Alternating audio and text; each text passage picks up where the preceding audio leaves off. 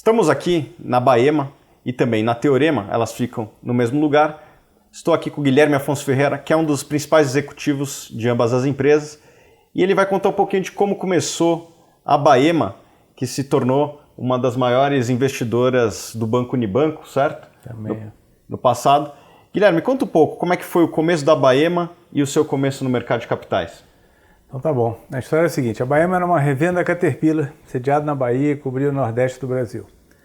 E eu acompanhei isso na minha infância toda e depois nos meus primeiros anos na Baema, que havia o seguinte dilema.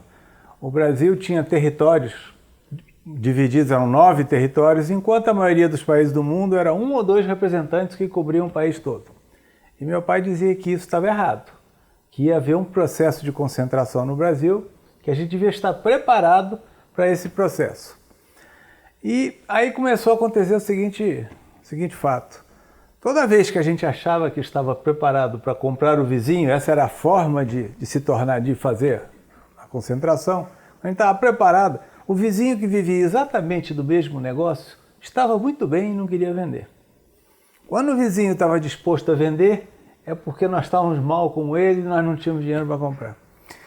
Então, foi aí que eu vim com a sugestão de vamos fazer o seguinte, vamos pegar todos os anos bons e onde houver sobras de caixa e vamos comprar participações de outras empresas, de outras indústrias que têm um comportamento completamente diferente, que quem sabe um dia a gente consiga fazer essa sincronização de ciclo. Ou seja, o nosso negócio está mal, portanto o vizinho está à venda e a gente tem alguma coisa que está valendo dinheiro.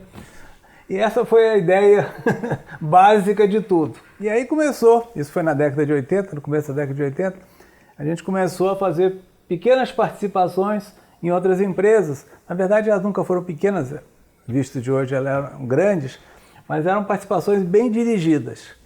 E começou pelo seguinte, a gente achava que devia pegar qualquer indústria que, no nosso entendimento, tivesse conjunturalmente muito mal, mas que a gente achasse que havia um futuro para ela.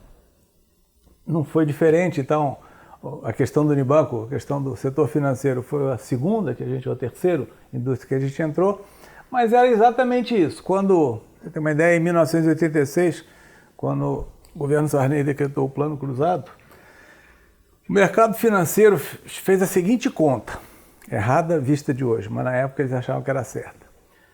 Se você aplicar a taxa de juros sobre os depósitos à vista, a inflação sobre os depósitos à vista, você tinha muito mais do que o lucro do banco.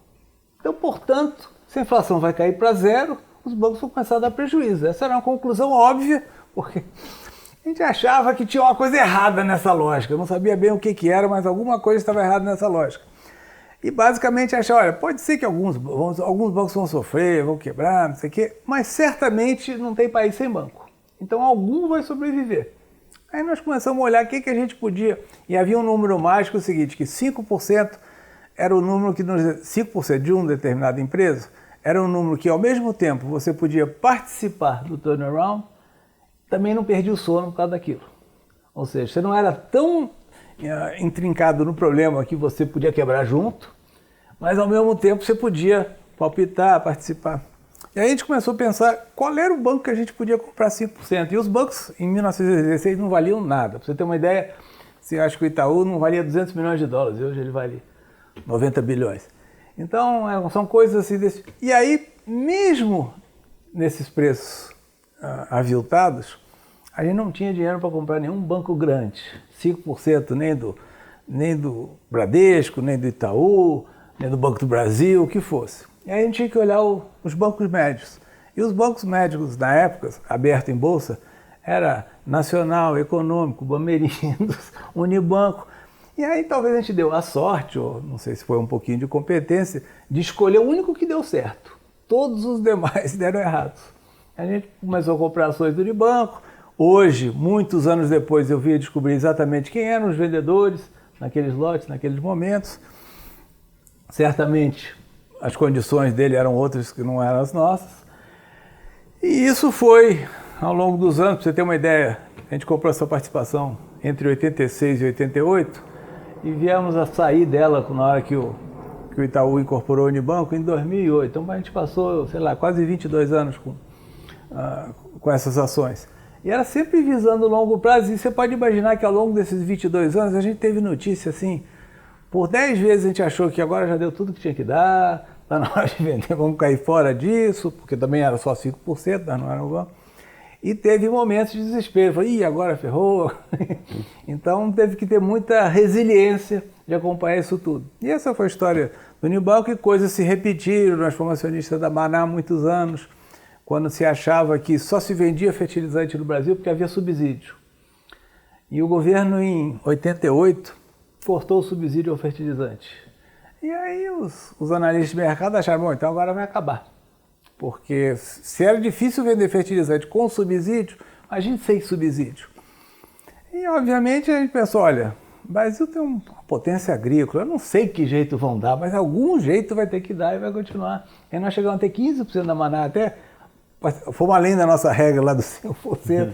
E o mesmo valeu pela Metal Leve, quando se imaginava que a produção de autopeças do Brasil um dia ia acabar, porque o Brasil era muito ineficiente. E a Metal Leve, por acaso, por causa do meu relacionamento com a Caterpillar, era o único nome brasileiro que eu vi no Japão.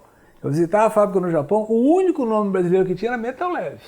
Então esses caras devem ter alguma competência, eu não sei qual é, mas para vender peça para japonês, o cara precisa ser competente. E aí foi, todas as histórias assim, nasciam de coisinhas pequenas, que a gente achava que eram verdades, e ao mesmo tempo meio na contramão do mercado. Bacana. E em algum momento você fez essa transição de comprar o seu concorrente ou o seu vizinho? Ou você abandonou no meio do caminho porque se apaixonou pelo mercado de capitais? E por que foi o mercado de capitais que você escolheu e não participações, enfim, diretas fora do mercado? Primeiro, a segunda pergunta. Não podia ser empresa fechada porque a gente queria entrar em alguma coisa que a gente tivesse bastante facilidade e bastante clareza sobre o caminho de entrada e o caminho de saída. Uhum. Então, portanto, a gente tinha que ter certeza que se um dia a gente quisesse vender, a gente vendia, porque precisava comprar o nosso vizinho. Então não servia empresa fechada, porque empresa fechada é o dia que der, não é o dia que você quer. Então esse é o primeiro. Agora vamos voltar para a primeira pergunta, que era? O vizinho. Isso. Então é o seguinte, em 1990 e poucos, aconteceu exatamente aquilo que ele tinha sonhado. O mundo Caterpillar estava um inferno, não sei o quê, e ao mesmo tempo o vizinho querendo vender, e as nossas participações tinham melhorado de preço, estava tudo subindo. Então, uma beleza. Aí nós fomos ao vizinho e começamos a negociar com ele. Na segunda engrossada que o vizinho deu, e é normal, ninguém numa negociação está vendendo o bem da sua vida, concorda com a primeira proposta. Coisa mais normal do mundo, de escola, né? Na segunda engrossada que ele deu, eu falei ao meu pai, pô, o negócio de ações está indo tão bem, nós vamos vender tudo para comprar um negócio que está indo tão mal, será que é isso mesmo? Será que vale a pena? Aí desistimos de vender. E para você ter uma ideia, alguns anos depois, em 2000, 2002, eu acho, nós vendemos o nosso negócio Caterpillar para esse vizinho, que dali uns 3, 4 anos não deu certo, teve que vender para outro. Mas então foi justamente ao contrário. A gente vendeu a mãe, olha, esse número é importante. Quando a gente vendeu, então a mãe, o negócio Caterpillar, era a origem de tudo. E a compra de ações era um pedaço da tesouraria dessa companhia. Tesouraria comprava ação de brincadeira e tal. Quando a gente vendeu o negócio Caterpillar, a gente separou as ações do negócio Caterpillar, as ações valiam 25 vezes o que o negócio Caterpillar valeu. E isso aconteceu num período de 15 anos. Então, olha a distância, olha o que um pequeno ângulo faz com as coisas. Uma coisa que só subiu, outra coisa que só desceu. E, de repente, o filho passa a valer 25 vezes a mãe. Então, essa foi a história do que deu o negócio Caterpillar aí. Pô, que interessante. E da onde que veio a sua capacidade de analisar uma empresa? Porque você era do mundo empresarial ali, Caterpillar, mas da onde que veio esse seu tino para escolher boas empresas, aí, boas ações? Eu nem sei se tem esse tino todo, mas eu diria que é o contrário. Veio de não ter vindo lá de dentro. Então eu não tinha muitas das restrições que os analistas acabam tendo. Na verdade, eu acho que a negociação, ela só é importante, quer dizer, olhar para o mercado de capitais, olhar para a bolsa, olhar para as pessoas, só é importante para você medir se é bom para entrar ou bom para sair, só para isso. Tá certo? O que vale na vida é a empresa. É a empresa, o que ela faz, o produto. Então é isso, é muito mais... Eu fiz engenharia de produção e sempre gostei dessas coisas. Então era muito mais a análise do que é a indústria, do que é a empresa em relação ao mundo, do que o mercado financeiro pensa sobre aquela empresa. Então isso nos dá chance, às vezes, de pensar diferente. E eu vejo, e outra coisa também que é muito importante, talvez a gente tenha sido o primeiro investidor no Brasil cujo funding era uma companhia aberta. Portanto, uma companhia aberta é como o Berkshire Hathaway. Não adianta eu querer resgatar minhas cotas da Berkshire Hathaway, porque não tem cota para resgatar. Se você quiser, você vende sua ação para um outro. Tá certo? O seu Warren Buffett, ele pode fazer qualquer coisa dele pensando em 100 anos. Por que não? E quem está lá é obrigado a ficar. Tá certo? Se quiser, pode resgatar para outro. Então, isso nos deu uma vantagem competitiva, porque eu percebi o seguinte: o mercado hoje já está mais evoluído, mas no começo muito mais do que hoje. As pessoas eram empurradas pelos investidores que queriam vender quando tudo estava mal e comprar quando tudo estava bem. Então eles faziam tudo ao contrário do que devia ser feito. Então na hora que tudo está mal, que é a hora de comprar, os caras queriam vender. E na hora que tudo estava bem, que é a hora de vender, eles queriam comprar. Então é isso, a gente estava num mundo, e eu não culpo os gestores, coitados, eles são vítimas disso. Eles são vítimas. Eu me lembro que, quando eu comecei, eu tinha uma sociedade com a Rio Bravo para fazer renda variável. E a gente foi tentar muito captar nos Estados Unidos. E alguns investidores que a gente visitava, a gente falava sobre as regras do fundo, que eram prazo de resgate de 60 dias, não sei o quê, umas coisas assim. E falava sobre os objetivos de longo prazo. E alguns americanos me respondiam o seguinte: você está brincando que você tem objetivo de longo prazo com 60 dias de prazo de resgate? Tudo é curtíssimo prazo. Eu falei: olha, 60 dias no Brasil é longuíssimo prazo.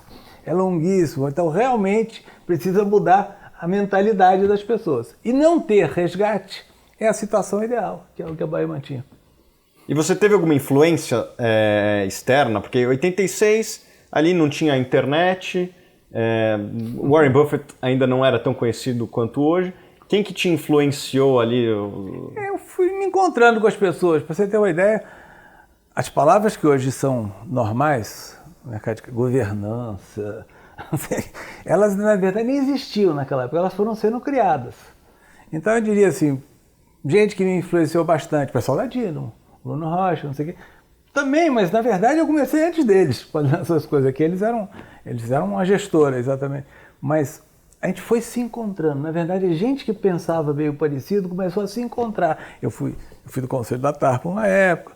Começou a se encontrar muita gente porque tinha esse sentido do longo prazo, coisa que na Bolsa Brasileira... Primeiro que o Brasil não tem costume de renda variável. Até hoje é uma coisa assim um pouco exótica. Então, certamente haverá muito mais no futuro do que existe hoje. E quanto mais pensar em renda variável para longo prazo. As pessoas pensavam que renda variável era um negócio assim meio bilhete da loteria. Que ou dá certo ou dá errado, e vale a cor do papel. E onde entra a mudança da estratégia de investimento para ser de uma estratégia, vamos dizer assim, puramente de valor, né, de fazer bons negócios comprando empresas boas e baratas, para adotar uma postura mais ativista, que você é bastante conhecido por botar governança dentro das empresas. Quando que começou a ter essa mudança e quando que as pessoas começaram a te ver como uma boa referência em governança? Então, a gente sonhou com ativismo desde o primeiro dia. Aliás, os 5% a gente achava que fazia parte dessa estratégia.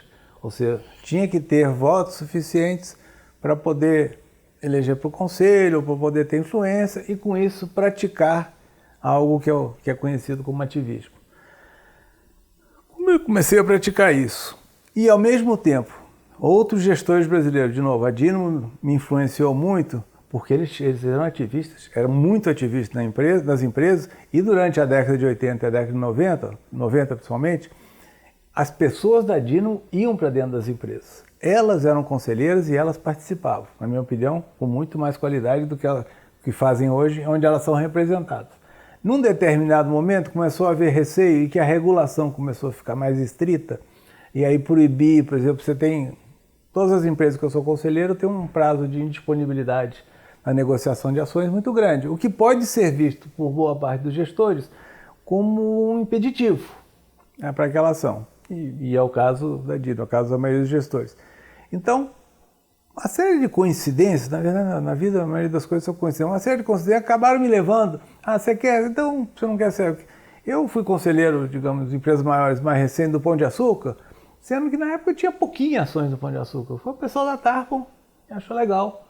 Eles queriam ter mais influência e achou legal me indicar junto com o pessoal da Dino. Foi assim que eu entrei lá.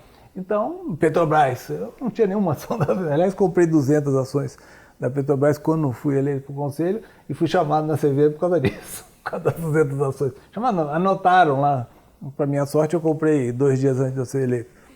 De eu ser realmente indicado. Mas, então é isso. É um pouco de gostar como eu gostava daquilo, e as pessoas precisavam de alguém que gostasse daquilo e tivesse a visão do mercado de capitais, é que acabou dando certo. Eu gostaria de fazer algumas perguntas, então, sobre casos específicos os quais você teve envolvimento no conselho. Qual foi o primeiro conselho que você participou? Correia Ribeiro, na Bahia. Correia Ribeiro? Correia Ribeiro, uma exportadora de cacau da Bahia. Era empresa listada essa? Era listada. Acho que até hoje, quer saber. É listada, mas dessas que não existem mais. Como é que foi essa experiência? Foi boa no sentido de ganhar experiência, foi ruim no sentido do desempenho da empresa. A gente nunca acertou muito, acabei brigando muito lá, não chegou a ser nada assim mais grave, mas não deu certo. Não deu certo. Foi a primeira em que a gente praticou a política de cabo a rabo e não deu certo. O que é bom, eu diria que é bom você começar com uma coisa que não deu certo. Erro pequeno, pelo menos. O erro foi pequeno, é isso. Depois o Unibanco. Depois a segunda, acho que logo o Unibanco, pode ser. Unibanco, você ficou quantos anos lá? Fiquei muitos anos no Unibanco. Desde, pra você ter uma ideia, então, a gente começou a ser acionista em 86, 88, eu diria que 90, não, teve outra antes. 90 eu já era do conselho do Unibanco e veio até o final, eu primeiro não era num conselho consultivo, depois do conselho de administração, mas até o 2008, quando foi incorporado pelo Itaú.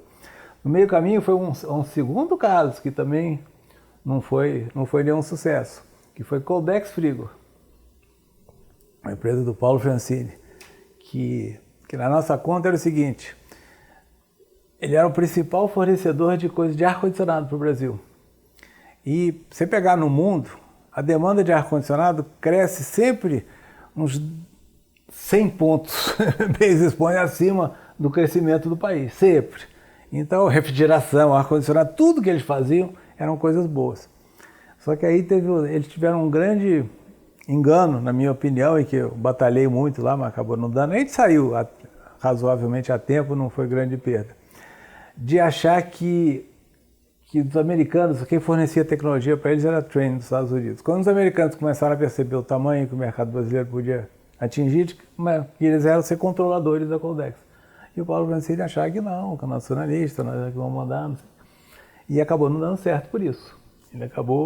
A Trane virou controladora, mas quando ele já não tinha mais, ele tinha quase quebrado a empresa.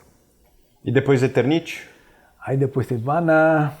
Maná foi um período grande, um período importante. Então, desde o começo, a gente entrou na Maná porque o governo brasileiro cortou o subsídio do fertilizante. E a história é que, como a venda de fertilizante no Brasil já era pequena e você fazia um contrato com o Banco do Brasil e na hora de pagar o contrato você só pagava 60%, porque 40% o governo pagava. Era assim que funcionava a venda de fertilizante. Na hora que o governo cortou, e aquele era um dos grandes dispêndios do orçamento do governo, na hora que ele cortou isso, o mercado entendeu que ia acabar a venda de fertilizante, porque pagando 60 já vende pouco, imagine pagando 100. Então ia acabar. E um país com o potencial agrícola que o Brasil tem, não ia acabar, algum jeito ia andar. E de fato, só cresceu.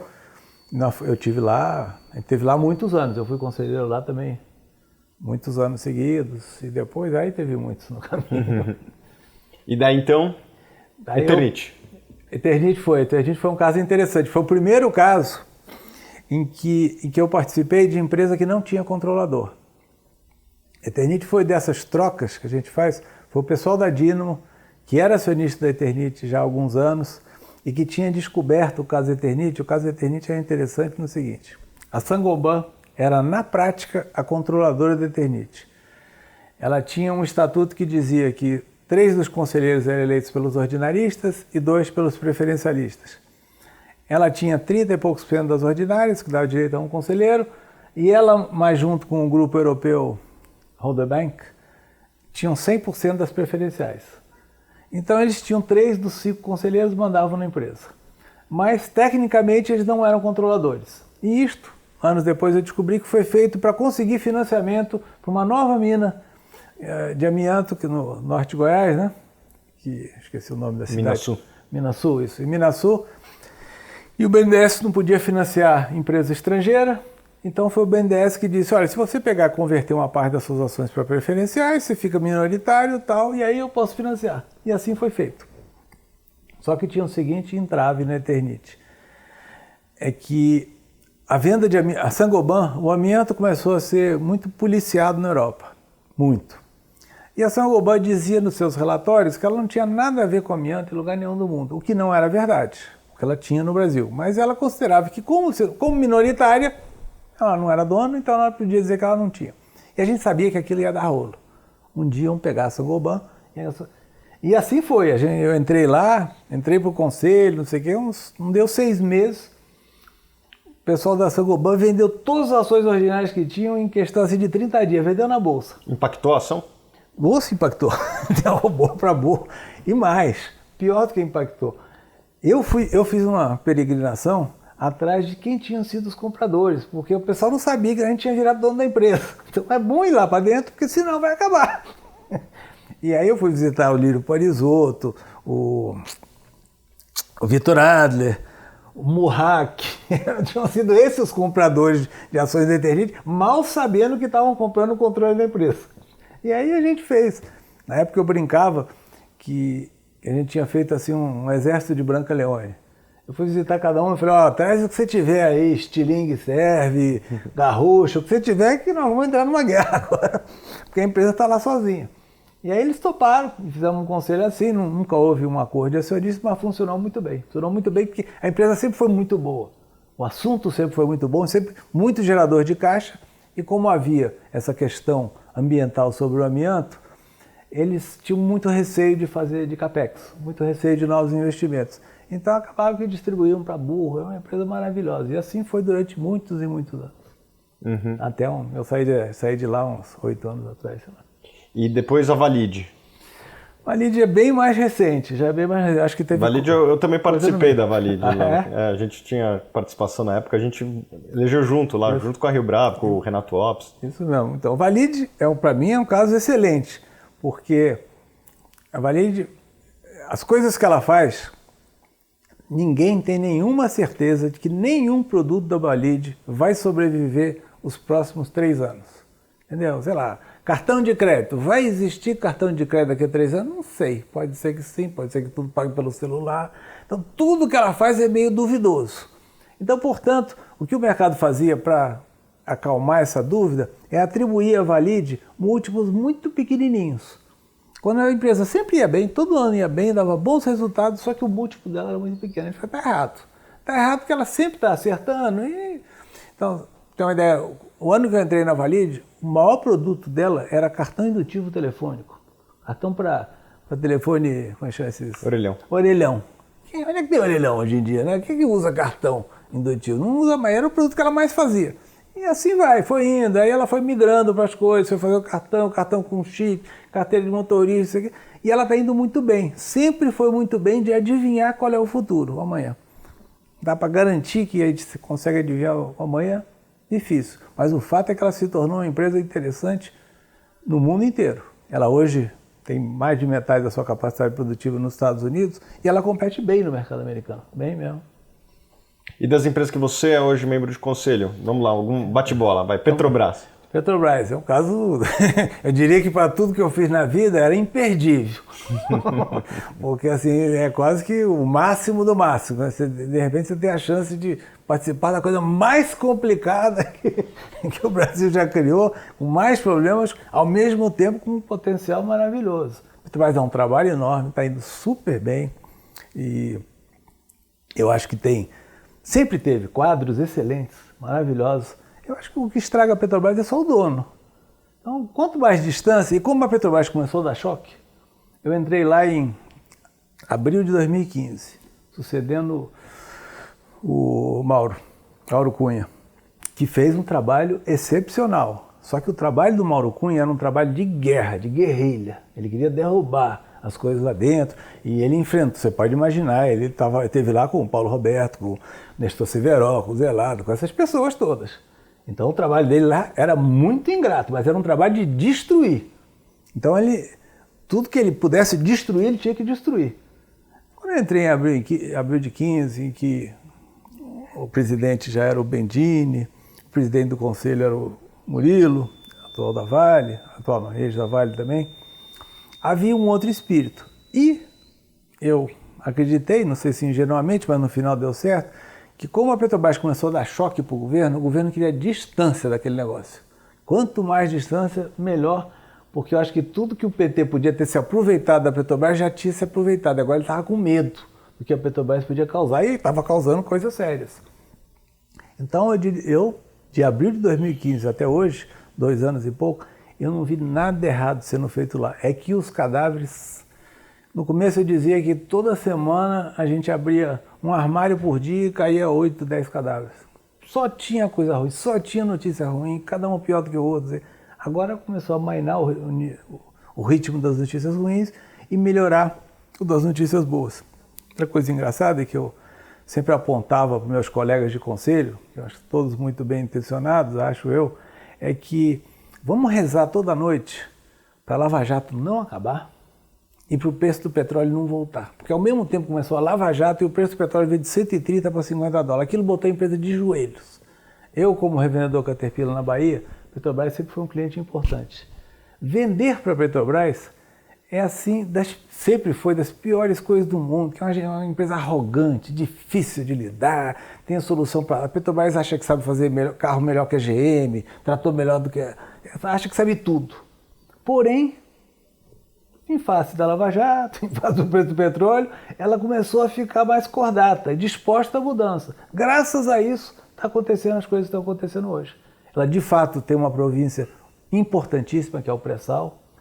Não justificava a loucura que fez o programa de investimento. O programa de investimento da Petrobras, aprovado em 2010, de 240 bilhões de dólares em 5 anos, é o maior programa de investimento da história empresarial da humanidade. Nunca uma empresa fez um programa desse tamanho. Nem ela tinha dinheiro para isso. Ela sonhou que o Brasil ia virar a Arábia Saudita, que petróleo só ia subir de preço e que podia fazer o programa que fosse.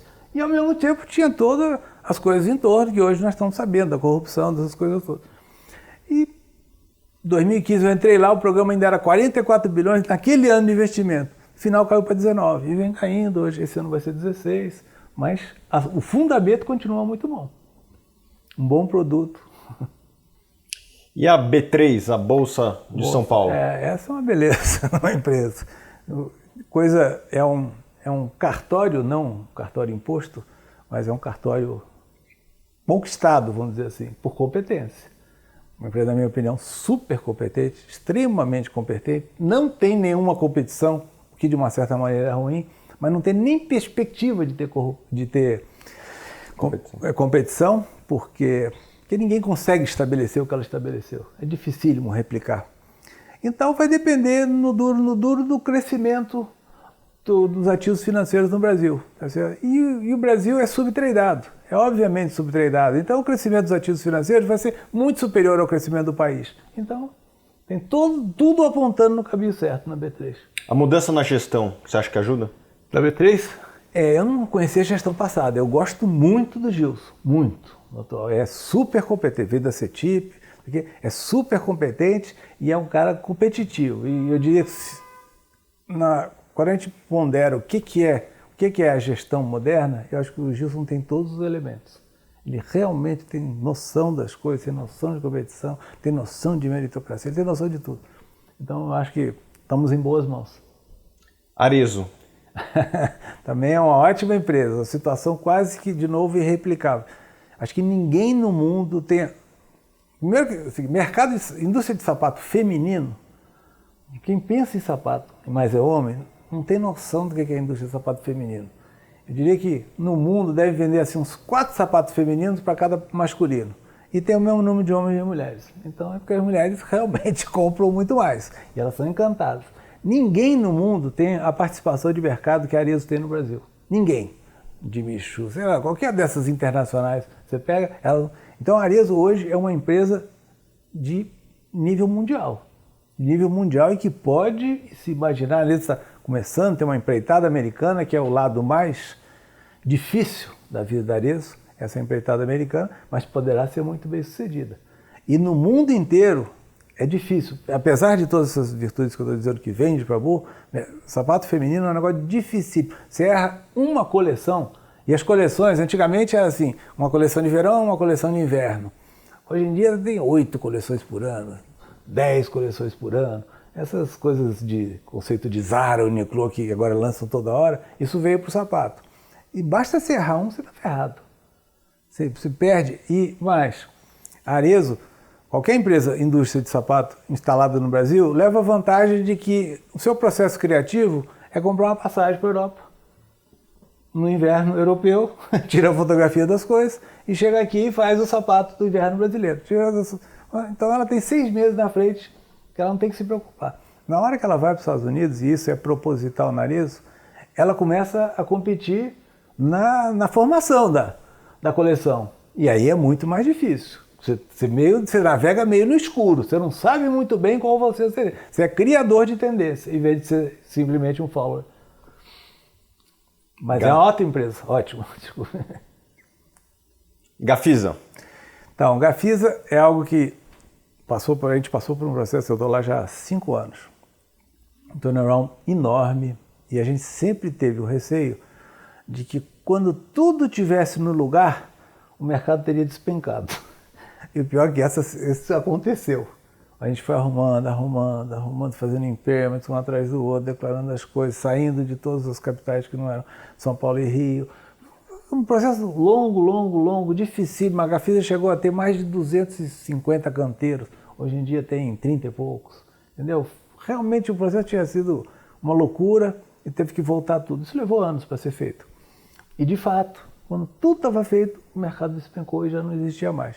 Porém, me parece, mas é a minha esperança, de que nós vamos ter anos bons à frente, porque o volume de lançamento, as pessoas não vão parar de morar, nem de casar, e o volume de lançamentos tem sido muito baixo mesmo. Então vai haver carência de produto. Já vai haver carência, e eu acho que as incorporadoras que sobrarem, muitas não vão sobrar. As que sobrarem terão, assim, uma oportunidade muito boa. E a Gafisa ainda teve um segundo ponto ruim no começo, mas que acabou sendo bom, é que ela comprou a tenda, na minha opinião, num mood completamente errado, em 2008, de que as empresas americanas queriam empresas da América Latina que se dedicassem à construção de baixa renda. Isso porque baixa renda no México tinha dado certo, então temos que fazer no Brasil. E a Gafisa, acho eu que sob a influência dos principais acionistas de então, que era Equity International e a GP, foi atrás da tenda e comprou a tenda, eu não posso fazer a acusação, mas sem olhar bem o que estava comprando. E aquilo foi uma loucura, perdeu coisa que ela nunca imaginou, tudo ali era confuso, tudo estava errado, não sei o quê. Então arrumar a tenda foi um processo horroroso. Recentemente a gente fez o spin-off da tenda, eu acho que num momento muito bom, porque se há algo que está bom hoje, é a construção de baixa renda. Enquanto existir Minha Casa Minha Vida, esse tipo de coisa, não há a demanda de casa no Brasil é muito mais da baixa renda do que da classe média e da classe alta. Essa é a demanda verdadeira. Só que ela não é atendida. Hoje em dia, boa parte disso mora na favela. Mas vai poder conseguir comprar sua casa um dia. Então essa demanda existe, desde que exista financiamento, desde que exista um subsídio.